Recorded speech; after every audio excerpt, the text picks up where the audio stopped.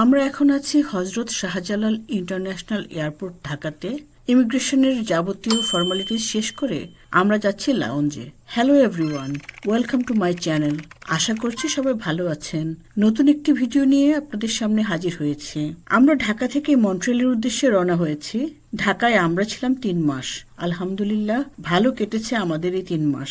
আমরা যাচ্ছি কাতার এয়ারওয়েজে, ঢাকা, দোহা, দোহা two Montreal. আমরা এসেছি বলাকা লাউঞ্জে। দুপুরের খাওয়াটা আমরা এই লাউঞ্জে সেরে নিয়েছি। বোর্ডিং শুরু হয়ে গেছে। আমরা গেটের সামনে ওয়েটিং এরিয়াতে অপেক্ষা করছি। কাতার এয়ারওয়েজে সবসময় মানুষ বেশি ট্রাভেল করে। ঢাকা এয়ারপোর্টে ডিসিপ্লিনের অভাব চোখে পড়ার মতোই। কোনো সিস্টেম তারা ফলো করে না। ঠেলাঠেলি ধাক্কাধাক্কি ছাড়া কি কিছু করা যায় না? সবাই তো টিকিট কেটেই যাচ্ছে, তাহলে কেন এই ধাক্কাধাক্কি? আমাদেরকে রেখে কি প্লেন চলে যাবে? অবশেষে আমরা প্লেনে উঠলাম। আমাদের সিট পড়েছে একেবারে পেছনের দিকে।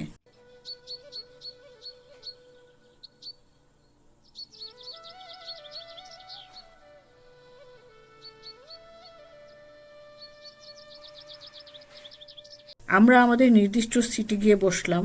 লাগেজ জায়গা মতো রাখা হলো। পেছনের দিক হওয়াতে মানুষের ভিড় কম, সিটগুলোও ভালো। সময় হয়ে গেছে টেক অফ করার। বিদায় বাংলাদেশ। বেঁচে থাকলে আবার দেখা হবে বাংলাদেশের সাথে ইনশাআল্লাহ। প্লেন অন টাইমে ছাড়তে পারে নাই, 1 ঘন্টা ডিলে হয়েছে। আমাদের তাড়াহুড়ো নেই। দোহাতে আমাদের ট্রানজিট আছে 8 ঘন্টা। সহি সালামতে পৌঁছাটাই আসল চিন্তা। প্লেন ছাড়ার আরো ঘন্টাখানেক পরে খাবার সার্ভ করা শুরু করেছে। এখন তারা রাতের খাবার সার্ভ করেছে। ছোট একটা ব্রেড, এটা ছোট একটা মিক্সড আচার, এটা পায়েস, উপরে কিসমিস দেওয়া। দেখে মনে হচ্ছে মজাই হবে। এটা সালাদ, শসা, কর্ন, প্যাপ্রিকা এবং পাস্তা মিক্স করে সালাদ। ড্রিঙ্কস আমি নিয়েছি জিঞ্জার এল। মেইন ডিশ আমি নিয়েছি চিকেন বিরিয়ানি, ভালো খুশবুদার বিরিয়ানি।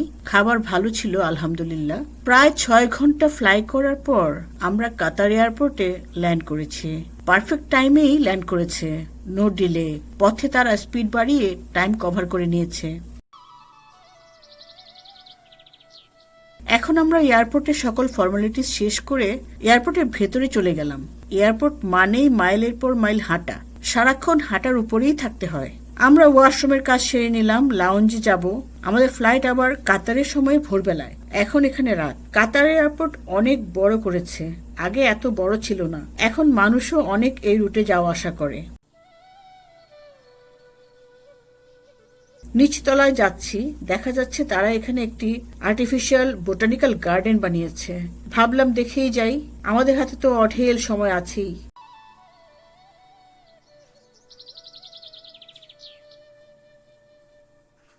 এদিক দিয়ে গার্ডেনে প্রবেশ করে খুব সুন্দর করে বানিয়ে রেখেছে। আর্টিফিশিয়াল এবং ন্যাচারাল 2 ধরনের গাছগাছালি দিয়ে ভর্তি। মাইক্রোফোনে মাঝে মাঝে পাখির ডাক শোনা যাচ্ছে। এই পাখির মিষ্টি ডাক এখানে এক অন্যরকম মাত্রা যোগ করেছে। মন ভালো হয়ে যায়। অনেক মানুষ এই জঙ্গলের ভেতরেই শুয়ে রেস্ট নিচ্ছে।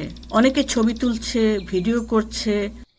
আবার এই ছোট তাঁবুগুলো দেখুন, অনেকে এখানেই শুয়ে পড়েছে। কি আর করা, সবাই তো আর লাউঞ্জে যেতে পারে না। সবুজের সমারোহ চারিদিকে। আমরা হেঁটে হেঁটে দেখছি হাজার হাজার মানুষ এখানে। কিছু জরুরি টিপস দিচ্ছি। জমজমের পানির গ্যালন আলাদা চেক ইন লাগেজের সাথে দিতে হবে। পানির বক্সে অবশ্যই ঠিকানা এবং ফোন নাম্বার লিখে দিতে ভুলবেন না। ভুলেও সাথের ক্যারিয়নে বা লাগেজের ভেতরে নেবেন না। এর জন্য কোনো চার্জ করা হয় না।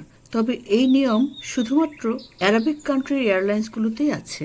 জঙ্গল থাকবে আর সেখানে অ্যানিমেল থাকবে না, তা কি করে হবে? তারা সবাই এখানে ডিনার পার্টিতে ব্যস্ত। কে নেই এখানে? সবাই আছে। হাতি, গন্ডার, হরিণ, ভাল্লুক, গেরিলা, জিরাফ, জলহস্তি, কেউই বাকি নেই। তাদের সাথে ডিনার খেতে মানুষরাও যোগ দিয়েছে। নানান ভঙ্গিতে ওদের সাথে ছবি তুলতে ব্যস্ত হয়ে পড়েছে। দারুণ সুন্দর লাগলো। আমাদের ঘোরাঘুরি শেষ করে আমরা এয়ারপোর্টে ডিউটি ফ্রি সবগুলোতে এলাম। দেখার শেষ নেই। দেখতে দেখতেও অনেকটা সময় পার করে ফেললাম। টিপস নাম্বার 2, খাবারের মেনুতে আগে বাটার, চকলেট, চিজ এসব দেয়া থাকতো রুটি দিয়ে খাওয়ার জন্য। এখন তারা এসব সার্ভ করে না, তবে অন রিকোয়েস্টে তারা সার্ভ করে। আপনাদের ব্যাপারটা অজানা থাকলে যখন যা লাগবে চেয়ে নেবেন, লজ্জা পেলে মিস করবেন।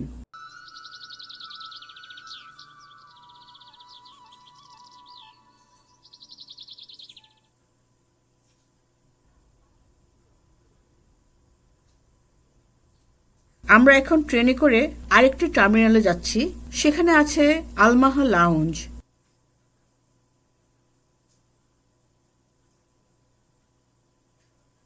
এই টার্মিনালও খুবই বিজি দেখা যাচ্ছে, লোকে লোকারণ্য।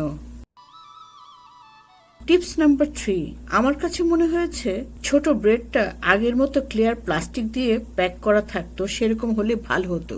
আর রুটিটা একটু গরম করে দিলে খেতে ভালো লাগতো। ঠান্ডা রুটি শক্ত হয়ে থাকে, চাবানো যায় না, মজাও পাওয়া যায় না। আমরা এখন এসেছি আলমাহা লাউঞ্জে। এখানেও মানুষের উপচে পড়া ভিড়। আমরা এখানে রাতের খাবার খেলাম, ঘুমালাম, ঘুম থেকে উঠে ব্রেকফাস্ট করলাম, দাঁত ব্রাশ থেকে শুরু করে সবকিছু শেষ করলাম এখানেই।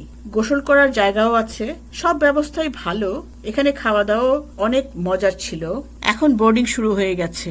কাতার এয়ারপোর্টে সবকিছুই অনেক সিস্টেমেটিক। সিট নাম্বার অনুযায়ী তারা জোন আলাদা করে দিয়েছে, সেই অনুযায়ী প্যাসেঞ্জার প্লেনে উঠাচ্ছে, যার জন্য ধাক্কাধাক্কি নেই।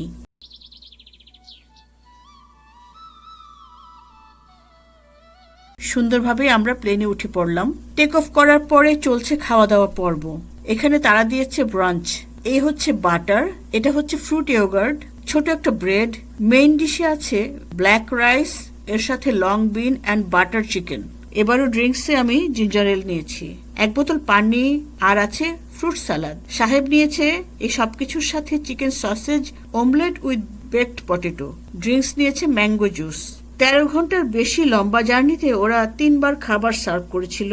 স্ন্যাক্স, জুস, পানি, এগুলোর জন্য কোনো বাধা ধরার নিয়ম নেই, চাইলেই দিয়েছে যখন যা প্রয়োজন। এবারের মিলে তারা সার্ভ করেছে ডেজার্ট, দিয়েছে mousse cake, piece salad with hummus sauce, butter. এবারও চেয়ে নিতে হয়েছে। ছোট্ট একটি ব্রেড।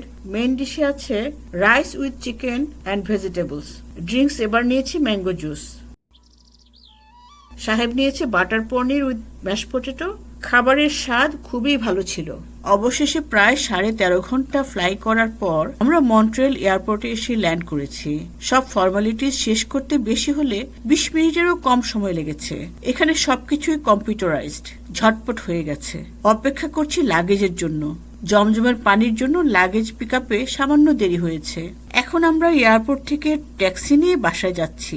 সন্ধ্যা হয়ে গেছে প্রায়। আলহামদুলিল্লাহ, আমরা সহি সালামতে এসে পৌঁছেছি। এতক্ষণ সাথে থাকার জন্য অসংখ্য ধন্যবাদ। সাবস্ক্রাইব করে সাথে থাকার অনুরোধ করছি। সবাই ভালো থাকবেন, সুস্থ থাকবেন।